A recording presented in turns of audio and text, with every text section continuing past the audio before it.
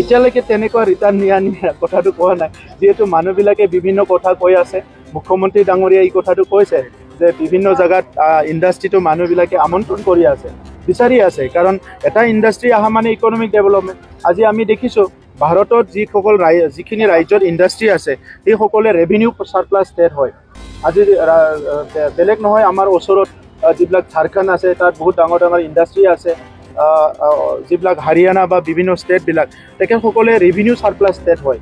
তো আমাৰ তাত আজি ইণ্ডাষ্ট্ৰি নোহোৱাৰ কাৰণে আমি ৰেভিনিউটো আমি বহুত তলত পৰি থাকোঁ, কিন্তু মুখ্যমন্ত্ৰী ডাঙৰীয়াই বহুত কষ্ট কৰি GDP-টো আগত বাঢ়াই লৈ গৈছে, আগত উঠাই লৈ আহিছে। ভাৰতৰ ভিতৰত অসমখন 5খন উন্নত ৰাজ্যৰ ভিতৰত এখন হিচাপে গঢ় দিব বিচাৰিছে। চ' আজিৰ সময়ত আমাৰ মানুহবিলাকে এই কথাটো বুজি পাব লাগিব, আমি প্ৰাকৃতিক ক্ষতি হোৱাকৈ, আমাৰ নিজৰ মানুহৰ ক্ষতি হোৱাকৈ একো কাম নকৰোঁ।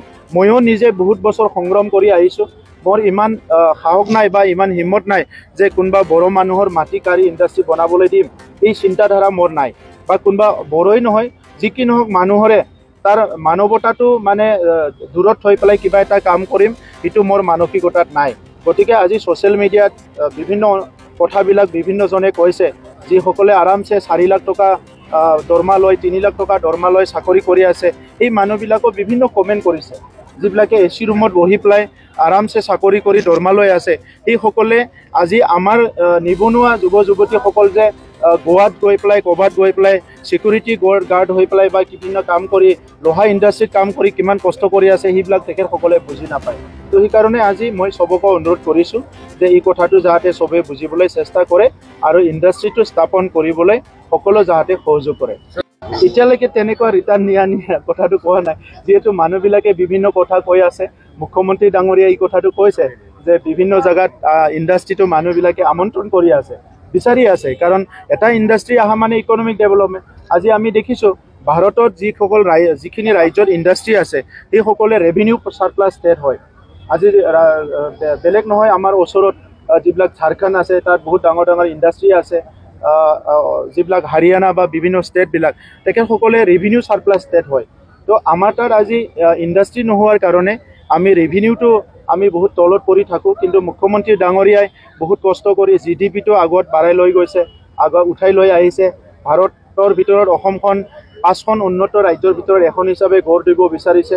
চ' আজিৰ সময়ত আমাৰ মানুহবিলাকে এই কথাটো বুজি পাব লাগিব, আমি প্ৰাকৃতিক ক্ষতি হোৱাকৈ, আমাৰ নিজৰ মানুহৰ ক্ষতি হোৱাকৈ একো কাম নকৰোঁ।